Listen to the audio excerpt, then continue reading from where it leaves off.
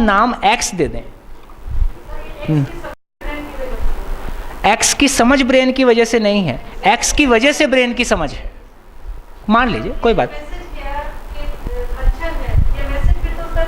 बिल्कुल आप ठीक कह रहे हो। तो मैं ये कहना चाह रहा हूं कि ब्रेन मेरे और शरीर के बीच में, मैं जो मानता हूं, मैं जो समझता हूं, उसको ब्रेन के थ्रू शरीर के माध्यम से व्यक्त करता हूं, और शरीर के माध्यम से सारी सूचनाएं मुझ तक आती हैं। तो दोनों के बीच में जो ब्रिज है, जो प्रोसेसर है ना, उसका नाम ब्रेन है। सेम बच्चे को एक टीचर अच्छा समझता है, दूसरा टीचर अच्छा नहीं भी समझता है, सेम बच्चे वो उसका अपना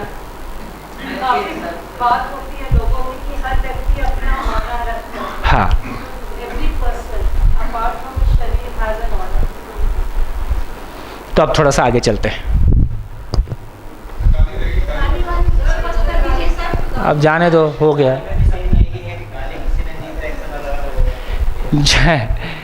गाली देने से क्या होगा? कोई किसी को गाली देगा तो क्या होगा?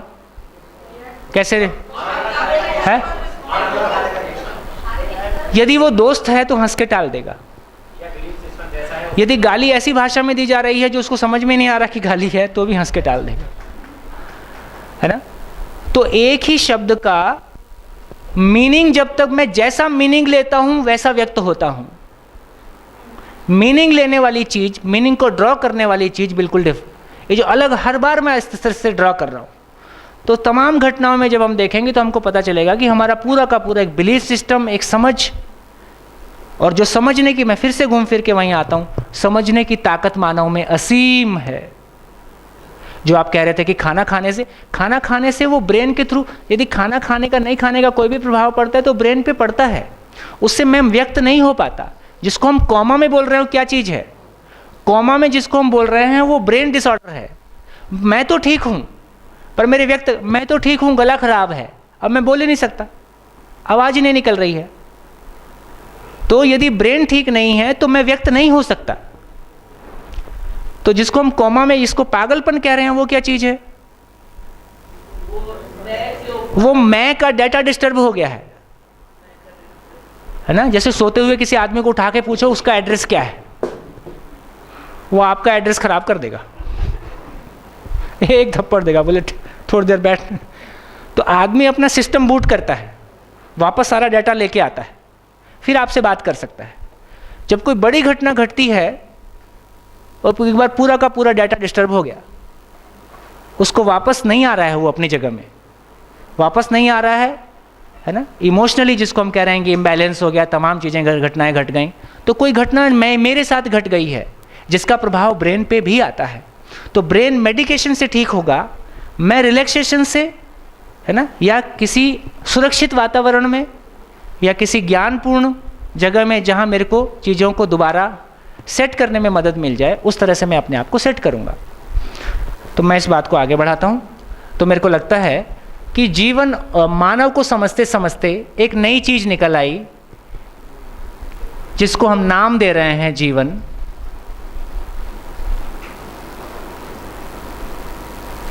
जैसे कौन सोता है? मैं सोता हूं कि शरीर सोता है?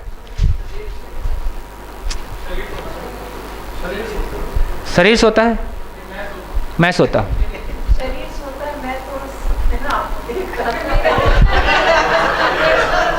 मेरा मैं शांत होता है तो तब शरीर आराम से हो जाता है, जब मैं शांत नहीं है तो वो शरीर उठ जाता है। बिल्कुल, शरीर के सोने के लिए प्री रिक्विजिट है कि मैं शांत होना चाहिए। जैसे सोना घटना क्या है, पहले यही देख लें कि सोना होता क्या है। क्या डाइजेशन नहीं हो रहा है? इस बीच में मच्छर आता है, उसको निपटा ही लेते हैं।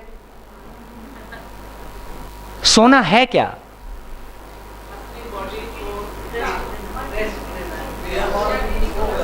निर्णय पूर्वक कर्मेंद्रियों और ज्ञानेंद्रियों को इस्तेमाल नहीं करूंगा, इसका नाम सोना है। हैं? अरे और वो भी केमिकली कंट्रोल एक्टिविटीज, जब ज्यादा थक जाते हैं वो बैलेंस लाते हैं। हाँ, वो अलग बात है ना? क्या बोले?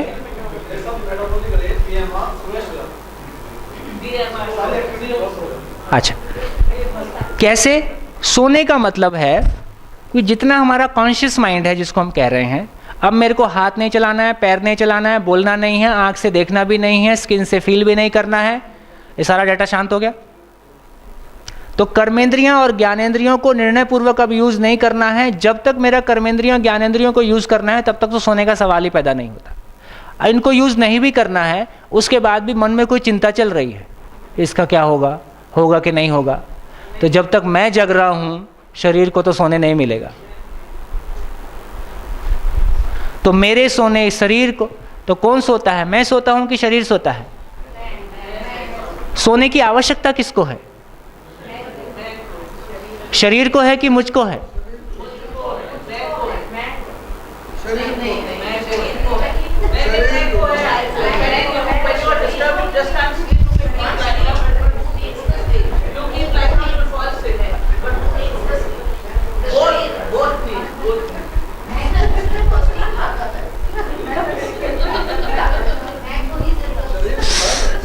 है? चलिए वोटिंग कर लेते हैं।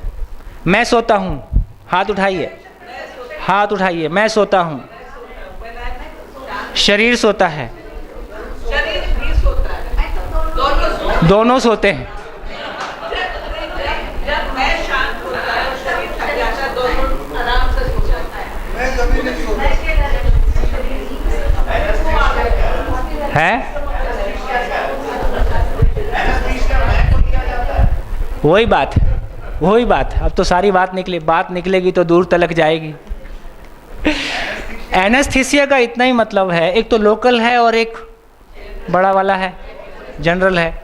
लोकल का मतलब है कि जिस पार्ट में दे दिया उस पार्ट की सूचना ब्रेन तक नहीं पहुंच रही है। जनरल का मतलब है कोई भी सूचना ब्रेन तक नहीं पहुंच रही है। जैसे आप सबकी गाड़ियां बाहर खड़ी हों, सबको आग लगा दी जाए, आपको कोई दिक्कत है क्या? जब तक पता ना चले, जब तक पता ना चले। तो मेरे शरीर की टांग काट के ले जाओ, हाथ काट के ले जाओ, जब तक पता नहीं चले अपने को कोई दिक्कत नहीं। पता चलने के बाद सबको दिक्कत एक समान होगी कि अलग अलग होगी? सबको अलग अलग होगी, सबको अलग अलग होगी। उसकी अपनी चेतना के स्तर के अनुसार, उसकी अपनी स्थिति के अनुसार, है ना, उसकी अपनी स्थिति के अनुसार। हाँ, बिल्कुल अलग अलग होगी भाई सब। किसी के लिए इतनी छोटी सी घटना सुसाइडल हो सकती है, किसी के लिए बहुत बड़ी घटना बहुत सामान्य हो सकती है ना। वो तो मैन टू मैन पूरा वेरी करेगा। तो अब ये समझ में आ गया, दर्द शरीर में होता है कि मुझको होता है?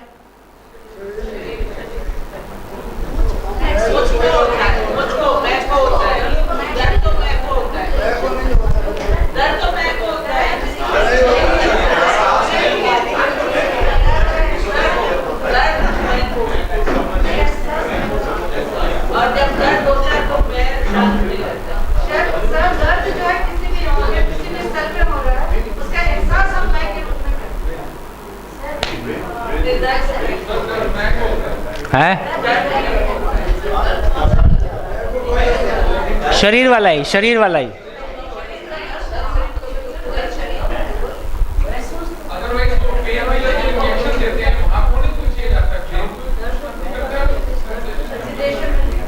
तो फिर तो शरीर में होता है।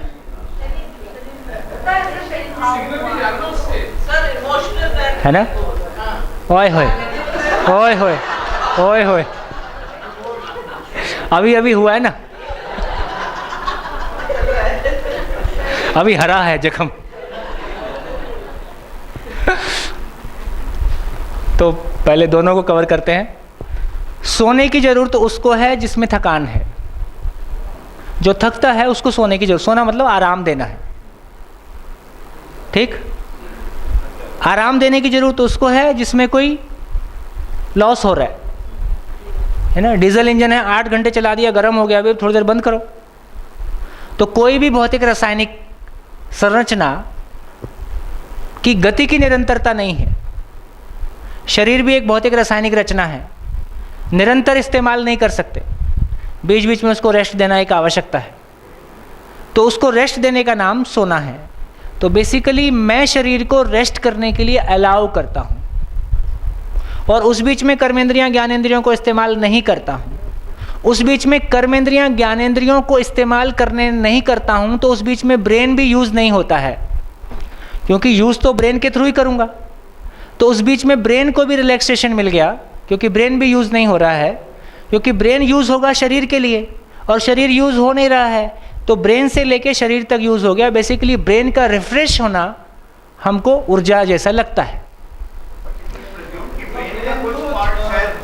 नहीं नहीं, वो तो चलेगा ही, लेकिन इंद्रियों को चलाने वाला पार्ट है ना, और उसमें ही कन्फ्लिक्ट वाला पार्ट है ना, जब चिंता रहती है तो रात भर सोने के बाद भी थकान नहीं उतरती है, क्योंकि ब्रेन काम कर ही रहा था, ब्रेन को भी आराम नहीं मिल रहा है।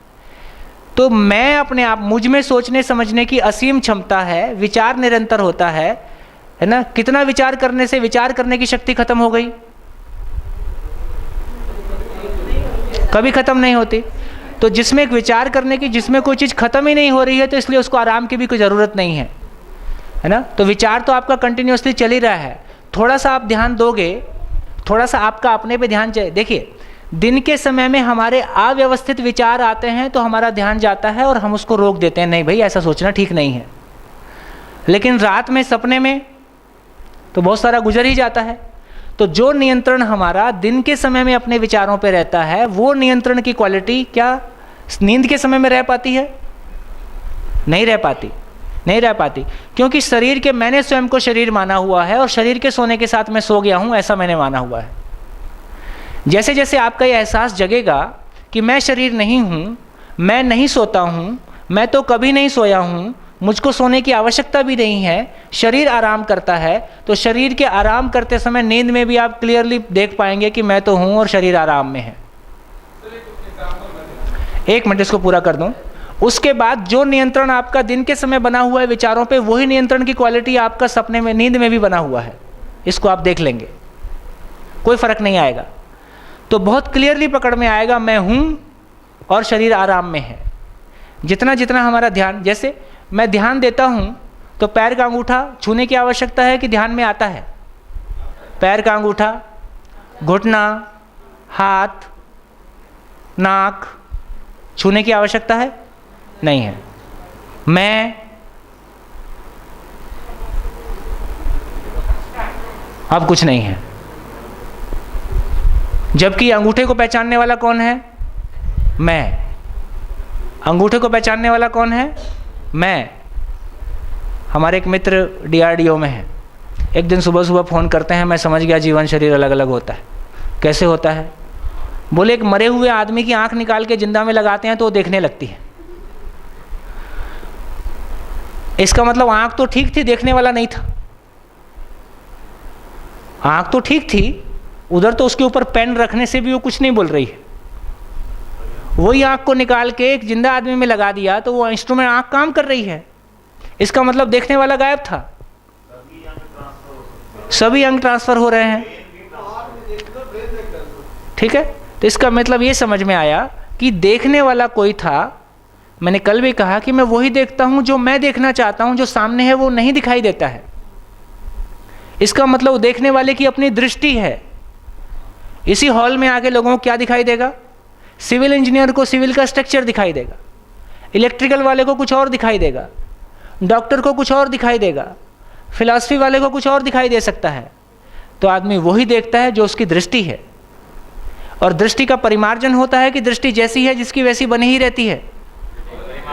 दृष्टि बदलती है।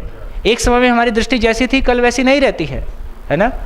तो धीरे धीरे एक बात क्लियर हो रही है कि मुझको सोने की आवश्यकता नहीं है, क्योंकि मुझ में कोई चीज़, मैं अक्षय हूँ, अक्षय शक्ति संपन्न हूँ। कुछ घटता ही नहीं है तो क्या मैं आराम करूँ? मेरी थकान किस बात की है? मेरी थकान किस बात की है? समाधान का ना होना मेरी थकान है। आपको बताऊं कि जैसे मैं आपके सामने बोल रहा हूं, इसी बात को बोलने वाला जब इस बात के साथ नहीं होता है तो ये इतना थकान देने वाला काम है। आप टीचर हैं, आप समझ सकते हैं कि बोलना कितना थकान देता है ना। आप एक पीरियड करने के बाद 45 हैं,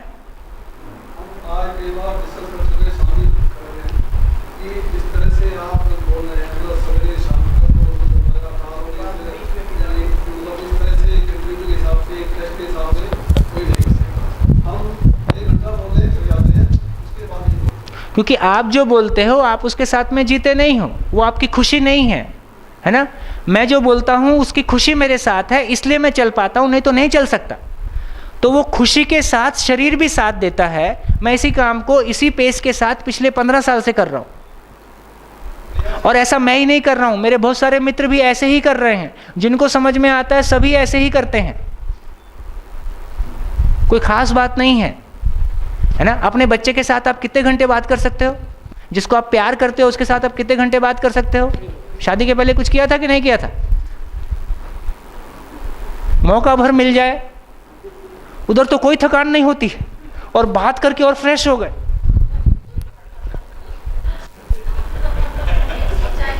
मामला उतना ही है, मामला उतना ही है। जिसको आप प्यार करते हो उसके बारे कितने भी घंटे बात कर सकते हो। जिसको आप प्यार नहीं करते हो वो आप किसी दूसरी मजबूरी की वजह से करते हो। भाई नौकरी है इसलिए बोलना है, भाई मजबूरी है इसलिए बोलना है। इसका मतलब यह हुआ कि जिंदा रहने के धरातल पर हम जो भी बात करते हैं उससे मिलने वाला सुख क्षणिक होता है, इसलिए वो थोड़ी देर तक चल सकता है, उससे अधिक उसकी ताकत नहीं है। तो क्या ये कुछ जीने के धरातल वाला उससे अधिक लंबा होता है, और ज्ञानपूर्ण होने से वो निरंतर हो जाता है। तो क्या ये कुछ गीता के ज्ञान की तरह है कि मैं अजर अमर न शाश्वत हूँ, न मरता हूँ, न जीता हूँ? कुछ ऐसा कुछ मरता, है? मैं जीता हूँ, मरता मत बोलो। हाँ, शरीर हाँ, मरता कभी है, नहीं मैं मरता हूँ, शरीर नश्वर है, मैं जीवात्मा हूँ, अजर अब हूँ, मैं क्या अमर हूँ उसको थोड़ा सा छोड़ देते हैं, पर यह बात पक्की है, शरीर मरता है, मैं नहीं मरता हूँ, इसलिए मेरे भीतर मरने का स्वीकृति भी नहीं है। Thank you. धरती के किसी मानव में मरने का स्वीकृति इसलिए नहीं है क्योंकि वो ना मरने वाली चीज है, वो अपने आप में अमर वस्तु है। ठीक हो गया। दूसरा वो आया था दर्द वाला इशू आया था। तो एक बात पे यदि हम सब कहाँ पहुँचे हैं देख लेते हैं। तो मैं सोता हूँ कि शरीर सोता है? मुझको सोने की आवश्यकता नहीं है, है ना। और जो हम बात कर रहे थे कि भोजन से शरीर को ताकत मिली, ब्रेन को ताकत मिली, इसमें बिल्कुल कोई दिक्कत नहीं है। लेकिन सोचने की असीम ताकत का भोजन से रिलेशन नहीं है। फिर ये ताकत कहां से आ रही है?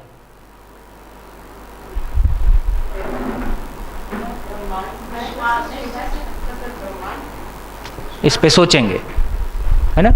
लेकिन ये तो बात ठीक है कि सोचने की ताकत भोजन से आती तो अलग अलग प्रकार से अलग अलग प्रकार का सोचने की ताकत आ जाती। जिन घरों में भोजन एक समान है उन घरों में सोचने की डायमेंशंस में यदि लोगों में देखोगे तो दो जमीन आसमान का अंतर अपने को देखने को मिल जाएगा।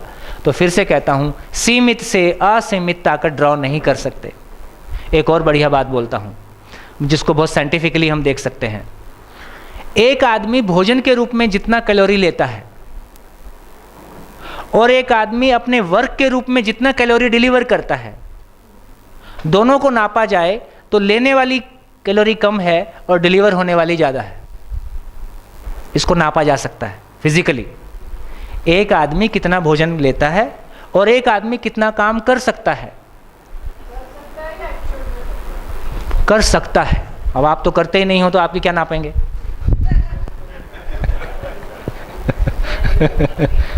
मैंने हार्ड वर्क की बात कर रहा हूं, है ना। हार्ड वर्क, शरीर से श्रम की बात कर रहा हूं। फिर ये जितना लिया ही नहीं था उससे एक्स्ट्रा आ कहां से गया? Will power. इसका मतलब विल पावर शरीर के साथ जुड़ के, आपने देखा होगा ना, लोग दांत से ट्रक खींच देते हैं और बहुत, है ना, बहुत और इस तरह के बहुत सारे प्रयोग दुनिया में आप देखते हैं, है ना। तो कुल मिला के वो जीवनी शक्ति का शरीर के माध्यम से व्यक्त होने के प्रयोग हैं। तो जीवन अक्षय बल शक्ति संपन्न है। जो हम दर्द की बात कर रहे थे, शरीर में अव्यवस्था होती है। अव्यवस्था को महसूस करने वाला मैं हूं। सभी को एक ही डॉक्टर एक ही इंजेक्शन लगाता है, सभी को एक समान दर्द होता है क्या? किनको दर्द ज़्यादा होता है? जो ज़्यादा डरे हुए रहते हैं। ये डरना शरीर का फिनोमिना है कि डरना जीवन का फिनोमिना है? डर कोशिका में रहता है कि डर जीवन में रहता है? डर मैं में रहता है, मैंने जैसा माना हुआ है। आदमी शेर से नहीं डरेगा लेकिन छिपकली से डर जाएगा, ऐसे भी सैंपल मिलते हैं। कॉकरोच से डर जाएगा, है ना। सबका अपना अपना फोबिया है, किसी को हाइट से है, किसी को पानी से है, किसी को छिपकली से है, किसी को सांप से है ना, और कुछ आपस में भी है, शरीर की नहीं है। तो दर्द की घटना अव्यवस्था शरीर में होता है, उसको फील करने वाला मैं हूँ। आप अक्सर पाएंगे बड़े एक्सीडेंट्स में टांग के टूट के 2 टुकड़े हो जाएं, उस समय कोई दर्द नहीं होता, उस क्षण में कोई दर्द नहीं होता। किसी का हुआ है? कोई गुजरा है? बड़े एक्सीडेंट के क्षण में दर्द नहीं होता है, उस वक्त नहीं होता है, वो 2 सेकंड बाद, 5 सेकंड बाद, 10 सेकंड बाद। क्यों नहीं होता है?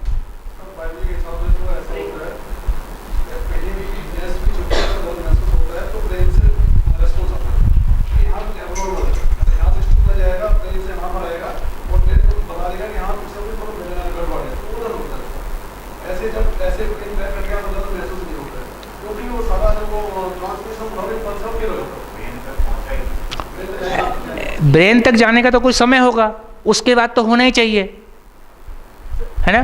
लेकिन आपको ऐसे एग्जाम्पल मिलेंगे कि जब तक आदमी को पता नहीं चला कि मेरे को लगा है, तब तक जब तक उसका ध्यान वहां नहीं गया है, तब तक दर्द नहीं हो रहा,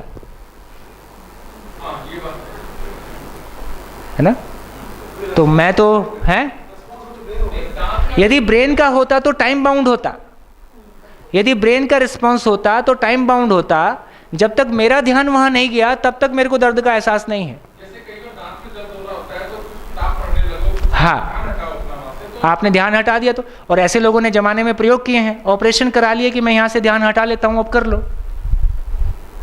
निर्णय पूर्वक मैं अपना ध्यान यहां से हटा लेता हूं, प्रैक्टिस की बात है, हमारी ऐसी प्रैक्टिस नहीं है भाई, है ना। लेकिन इसका मतलब मैंने वहां से ध्यान हटा दिया, अब आप जो मर्जी कर लो, एनेस्थीसिया की भी आवश्यकता नहीं है। इसलिए वो दर्द शरीर में अव्यवस्था होती है, उसका एहसास करने वाला मैं हूँ। एहसास कितना होगा वो मेरे स्टेट ऑफ माइंड पे निर्भर करता है। सर एक घटना बताता हूँ मैं गांव की। हाँ जी, एक घटना सुनिए। सर सांप ने काट लिया एक व्यक्ति को, पानी पे गया था, सांप ने काट लिया। उसके बाद वो आ गया, किसी ने बताया भाई तुम्हें तो सांप ने काट लिया। वो व्यक्ति, उसकी डेथ हो गई। उसके बाद वो पुलिस केस बन गया, किसी ने फ़ोन कर दिया, पोस्टमार्टम हुआ तो उसमें पता लगा जहर से उसकी मौत हुई नहीं। ये डाटा है, भारत में पाए जाने वाले 90% सांपों में जहर नहीं होता, और सांप काटने से 95% लोग मर जाते हैं, केवल डर की वजह से। क्योंकि डर की वजह से वो जो हार्मोन वार्मोन जो भी कुछ होना है वो हो जाता है। तो ये डर कहाँ पे, कौन डरता है? मैं, एक आदमी वो है जो अजगर को गले में लपेट के रखता है, बिच्छुओं के साथ रहता है, उसका शौक है भाई। ऐसे लोग हैं जो शेर पालते हैं, ठीक है।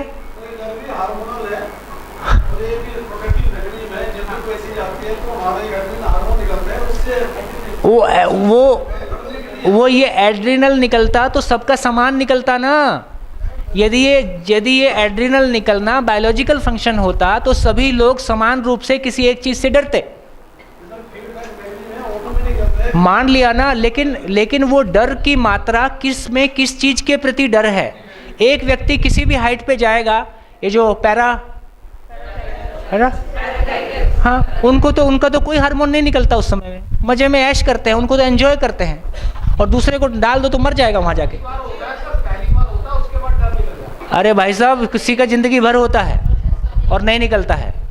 तो इसका ये मतलब हुआ, ये मैं नाम की एंटिटी जैसा किसी चीज को परसीव करता है, ये मैं नाम की एंटिटी जैसा जिस चीज को माने हुए है वैसा वो व्यक्त होता है। मैं मानता हूं, उसका प्रभाव शरीर पे निकलता है, उससे फिर हार्मोनल और एड्रिनल जो भी आप कहना चाहो सब हो जाता है।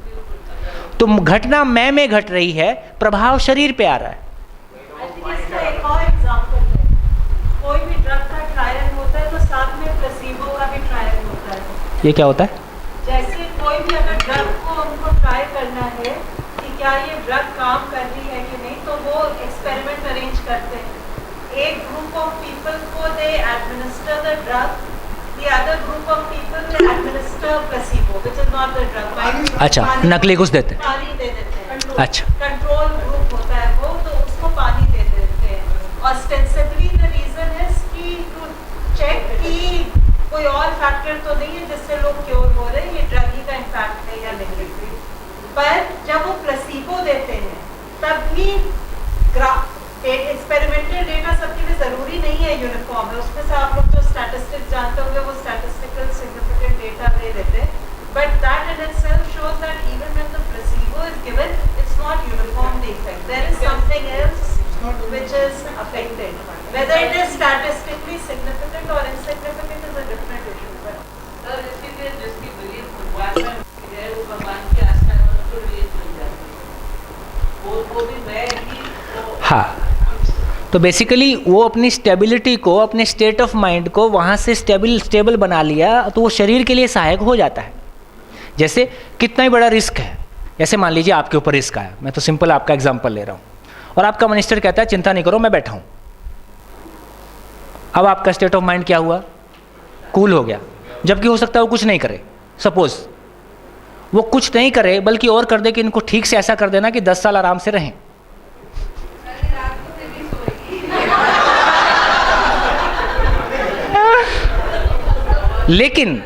लेकिन मैंने माना हुआ है कि मैं सेफ हूं, कुछ नहीं होगा, और वो आपको एश्योरेंस ना दे लेकिन आपके लिए सब कुछ सुनिश्चित कर दे कि आपको कोई प्रॉब्लम नहीं होगा, आपको रात दिन चिंता बनी रहेगी।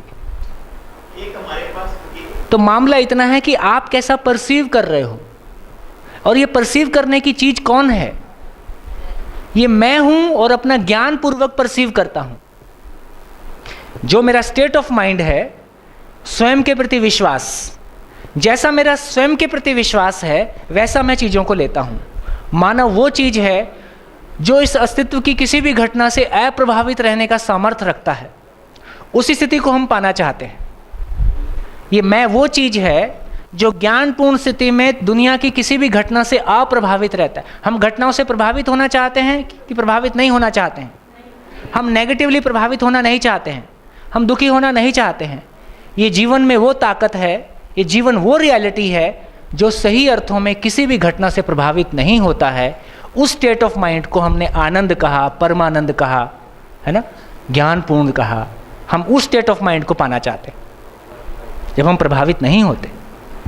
तो चूंकि हमने स्वयं को शरीर माना है और शरीर के साथ हमने रूप बल धन पद का प्रभाव को बदलते हुए देखा है, उससे अपनी पहचान अपने सम्मान को बदलते हुए देखा है, इसलिए हम तमाम चीज़ों से डरे हुए हैं।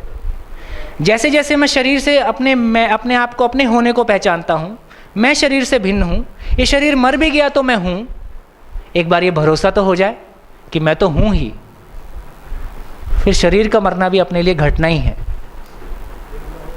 फिर हम प्रभावित नहीं होते।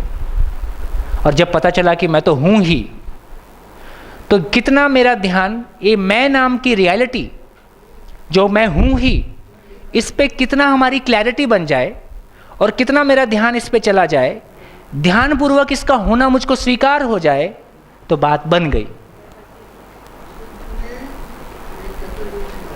ठीक हो गया? आगे चले।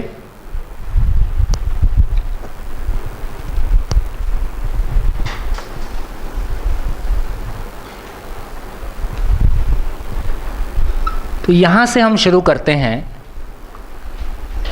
जीवन में व्यवस्था को समझना। कोर टॉपिक में आ गए हैं, मानव के कोर में आ गए हैं।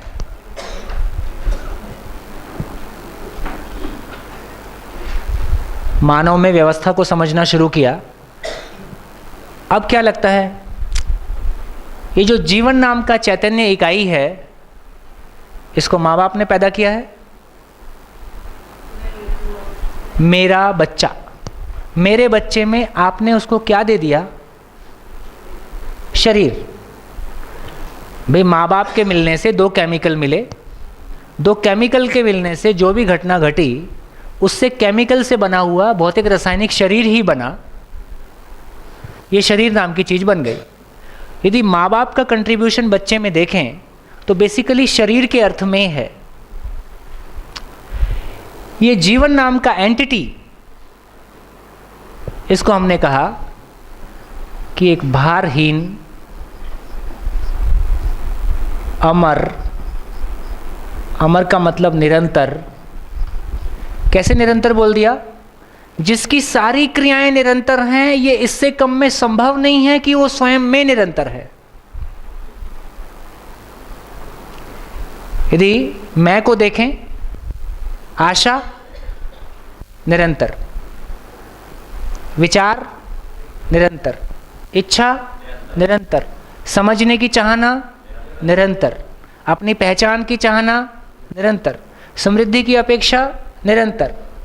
तो जितनी भी जीवन में चाहनाएं हैं और ताकत है, चाहत के रूप में निरंतर, ताकत होने के रूप में निरंतर।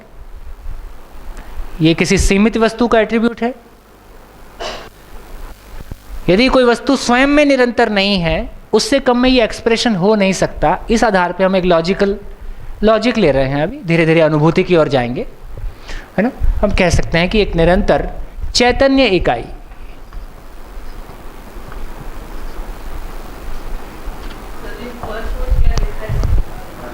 भारहीन,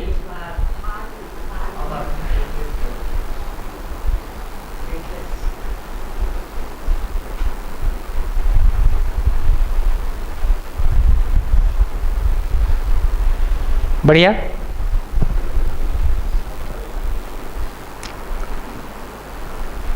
तो जैसे एग्जिस्टेंस में एटम किसने बनाया?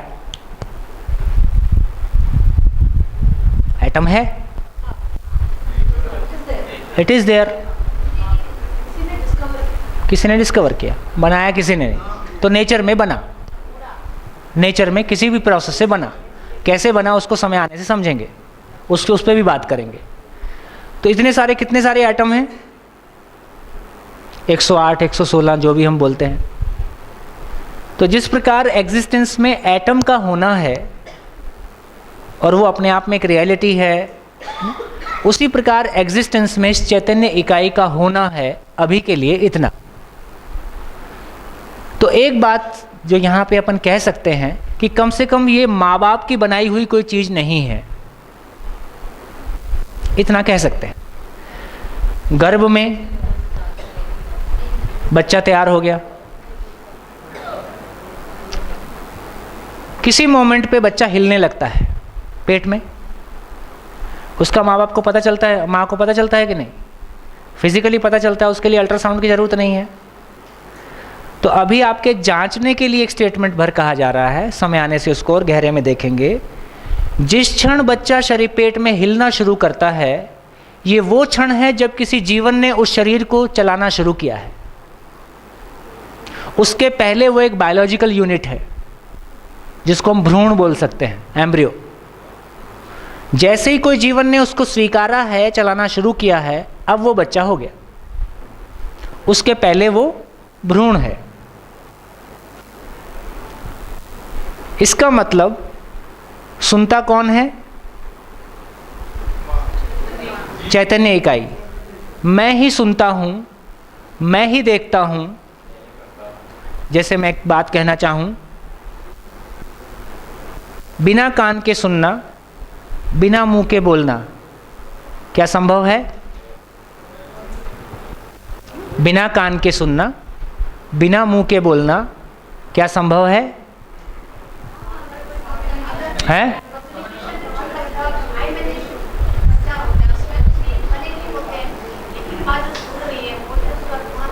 आपकी बात पूछ रहा हूँ, अभी आपके बारे में पूछ रहा हूँ। बिना मुंह के बोल सकते हैं, बिना कान के सुन सकते हैं? कैसे?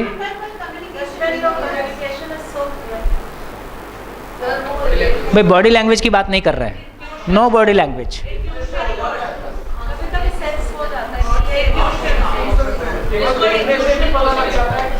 मैं किसी रहस्य की बात नहीं कर रहा हूँ, आप 24 घंटे ये कर ही रहे हैं। जब आप अपने आप से बात करते हैं, आपको सुनाई देता है कि नहीं? कितना क्लियरली सुनाई देता है? आप उसका जवाब देते हैं कि नहीं? है ना? बाहर कितना भी शोर हो, बैंड बाजा बज रहा हो, क्या उसमें वो आवाज़ दब जाती है? तो आप बोलते भी हैं, आप सुनते भी हैं। विद इन योर सेल्फ, है ना। मैं में बातचीत चल रही है। मुंह से कब बोलते हैं? जब दूसरे को सुनाना है। कान से कब सुनते हैं? जब दूसरे को सुनना है। तो दूसरे को सुनाने के लिए, दूसरे को सुनने के लिए मैं एक माइक का इस्तेमाल करता हूं। अभी मेरे पास कितने माइक हैं? 2, एक बायोलॉजिकल, एक इलेक्ट्रिकल।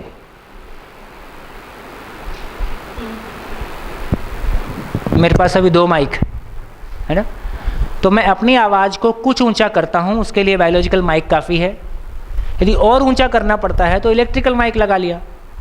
तो माइक ही है, आवाज़ को ऊंचा ही किया है। तो लेकिन इससे एक बात समझ में आ गई, मैं ही बोलता हूँ, मैं ही सुनता हूँ, मैं ही देखता हूँ। जैसी मेरी दृष्टि है वैसा दिखता हूँ। दृष्टि से अधिक मुझको दिखाई दे नहीं सकता। दृष्टि से अधिक मुझको दिखाई दे नहीं सकता, है ना। जैसी दृष्टि है उतना ही दिखाई देता है। बढ़िया। तो एजुकेशन कहाँ से शुरू हो गया? 4.5 महीने से एजुकेशन शुरू हो गया। जिस क्षण से जीवन ने उस शरीर को चलाना शुरू किया, उसी क्षण से वो शरीर पेट में घूमना शुरू हो गया। उसके पहले घूमता नहीं है। वहाँ से वो सुनने का काम तो शुरू कर ही दिया है। तो इसलिए बोलते हैं, उसको हमने कहा पुंसवन संस्कार। वो 16 संस्कार की जो बात करते हैं ना, उसमें से एक संस्कार बोलते हैं पुंसवन संस्कार। गर्भ में जब बच्चा रहता है तो एक संस्कार हम करते हैं, है ना। तो इसका वो केवल प्रतीक है। उसका मतलब ये है कि उस दौरान माँ का मेंटल स्टेट, उसका आहार विहार, उसका रहन सहन, सब कुछ पॉजिटिव हो, सब कुछ सत्य के अनुरूप हो, सही के अनुरूप हो, है ना। उसका प्रभाव उस पर पड़ता है। अभी बीच बीच में हम बहुत सारी न्यूज़ सुनते हैं कि वो कितनी सारी माताओं पे प्रयोग किया गया, किसको गर्भकाल में सब ने टीवी देखा, कुछ लोगों ने टीवी नहीं देखा। टीवी देखने वाले बच्चे जब बाहर आए तो उनको टीवी के प्रति रुचि थी, जिन्होंने नहीं देखा था वो टीवी देख के रोते थे। इस तरह के बहुत सारे प्रयोग कभी कभी अखबार में पढ़ने को मिल सकते हैं। अब मैं, हो सकता है वो सब बातें फालतू होंगी, लेकिन वो लॉजिकल सेंस करती है ना। जैसे माँ बच्चे को अपने छाती से लगाती है तो तुरंत उसको एक फैमिलियरिटी फील होती है, क्योंकि उसी धड़कन के साथ वो 9 महीने जिया है। दूसरे के साथ वैसा नहीं हो पाता है। तो एक बात ये समझ में आ गई, मैं ही सुनता हूँ, मैं ही बोलता हूँ। और सही मायने में एजुकेशन की उम्र 4.5 महीने से लगभग कुछ कम ज़्यादा शुरू हो गया है। इसलिए गुजरात में एक चिल्ड्रन यूनिवर्सिटी शुरू हुई है, चिल्ड्रन यूनिवर्सिटी, जो 4.5 साल की एज से 18 साल की एज तक एजुकेशन को सुनिश्चित करने का प्रयास करती है। 4.5 महीने। हर्षद भाई शाह, उन्होंने पूरा शिविर किया है। खैर, ऐसा भी लोगों ने सोचना अब शुरू कर दिया है। खासकर गुजरात और महाराष्ट्र में ऐसे बहुत सारे ग्रुप्स हैं जो गर्भकाल के पहले बहुत टेक्निकली और बहुत इंटेंसिवली, बहुत साइंटिफिकली इस तरह के कामों में लगे हुए हैं अभी भी। हाँ, जब वो उसमें कितनी अतिशयोक्ति हो, क्या हो, अपन नहीं कह सकते, पर ये बेसिकली तो गलत नहीं है। मूलतः ये बातें गलत नहीं है, इतना तो कहा ही जा सकता है। चलिए, तो कहाँ पहुँचे? तो जब आप कह रहे हैं कि मेरा बच्चा है, तो आपका क्या है? शरीर। और फिर आपका क्या है? आपका संस्कार। अब हम ये भी समझ सकते हैं कि आचरण जेनेटिकली ट्रांसफर नहीं होता।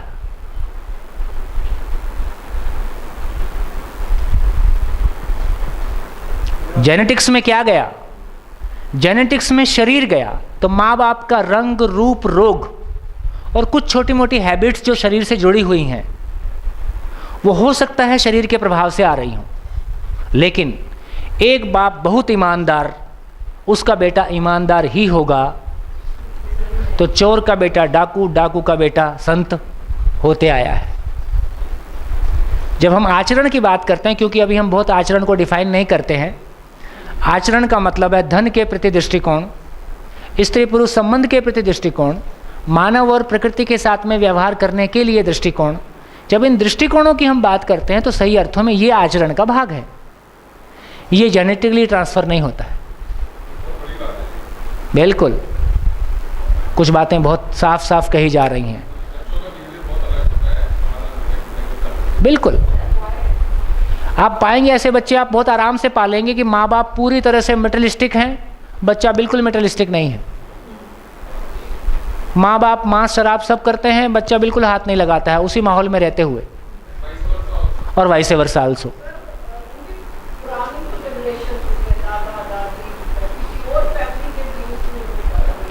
तो अपने को ये समझने की ज़रूरत है कि जीन्स क्या चीज़ है। जीन्स से शरीर बनता है, वो चैतन्य इकाई नहीं बन रहा है। ये जो प्रवृत्ति है, आचरण वाला भाग, ये जीन्स में है कि चैतन्य इकाई में है? ये चैतन्य इकाई का एट्रीब्यूट है। तो धन के प्रति दृष्टिकोण, स्त्री पुरुष संबंध के प्रति दृष्टिकोण, और मानव और प्रकृति के साथ व्यवहार करने के प्रति दृष्टिकोण, ये जीन्स में नहीं हो रहा है भाई। हाँ, लेकिन वो आपके साथ रहता है गर्भकाल से लेके और बाहर आने से लेकर।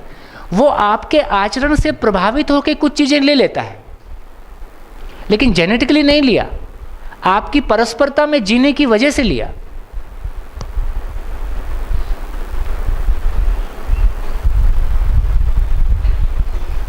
कुछ भी मानने की आवश्यकता नहीं है। आप रेफरेंस रखें और उस पर शोध करें, अपना मन लगाएं, अपनी ताकत लगाएं, जानें। तो मानने के लिए कुछ भी नहीं कहा जा रहा है ना। इसको एक हाइपोथेसिस ही माने और इस पे आगे शोध करेंगे।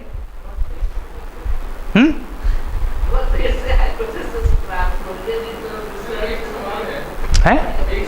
हाँ, जैसे 47 में हमारी जनसंख्या करीब 30 करोड़, आज 125 करोड़ हो गए। ये तो ठीक है कि शरीर मल्टीप्लाई हो रहे हैं। शरीर मल्टीप्लाई हो रहा है, तो जीव इतने सारे फिर कैसे हो रहे हैं? इसका नंबर देखो, कहीं से ये मैंने अभी तक 200 शिविर लगभग किए हैं, 7 डेज। आज तक एक भी नया क्वेश्चन नहीं आता है।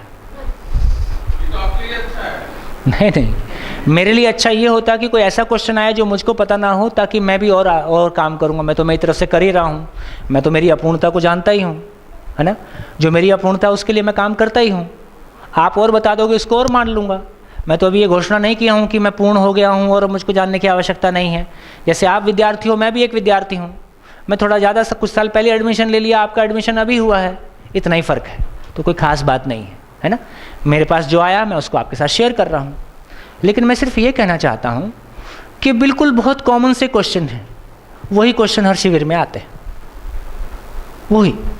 और किस पॉइंट पे कौन सा क्वेश्चन आएगा वो हमको पता रहता है कि अब ये क्वेश्चन आ जाएगा, अब ये क्वेश्चन आ जाएगा।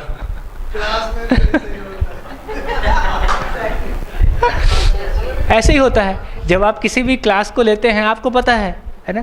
तो इसका मतलब जो आपने कहा, इसका मतलब मानव को ऑब्जेक्टिवली समझा जा सकता है। इसका मतलब कोई रहस्य की बात नहीं है। इसका मतलब बाई एजुकेशन डिलीवर हो सकता है, ये हमारा विश्वास। केवल इसके कहने का आशय इतना है। अब देखिए कैसा है। पेड़ पौधों को जिंदा रहने के लिए पदार्थ, हवा, मिट्टी, पानी की आवश्यकता है। जितने पेड़ पौधे हैं उसकी तुलना में पदार्थ कितना ज़्यादा है?